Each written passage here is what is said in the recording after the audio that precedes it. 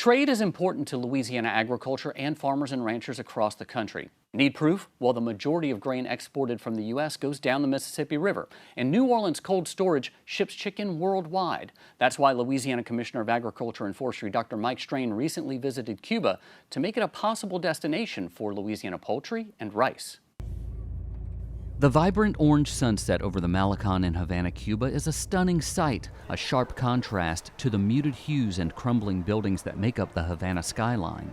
We feel very much at home on farms. Louisiana Commissioner of Agriculture and Forestry Dr. Mike Strain witnessed both on his fourth visit to Cuba since 2016.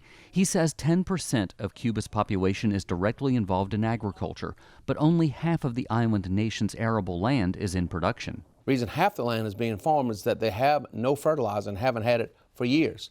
Have no pesticides, no herbicides. Very, very, very little modern agricultural equipment. They have a few tractors, just, I'm telling you, a few.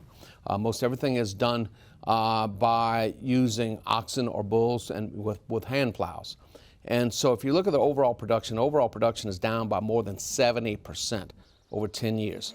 Cuba imports about 80% of its food. Staples here are chicken and rice, but very little comes from the United States due to the trade embargo imposed by President John Kennedy in 1962. Right now, we're selling about $300 million worth of food products to Cuba.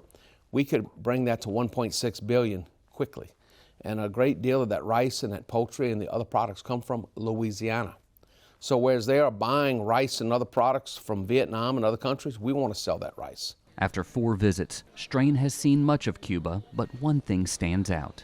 I guess the most memorable part of this trip was seeing how poor the people are and how when you see hungry people and hungry children, you do not forget that.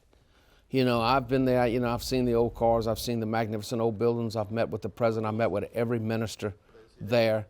But when you get outside of that, when you get into the rural areas and there are no cameras rolling and you see with your own eyes, you know that we've got to do something and do it soon. Commissioner Strain and his staff are already planning the next trip to Cuba to further those relationships.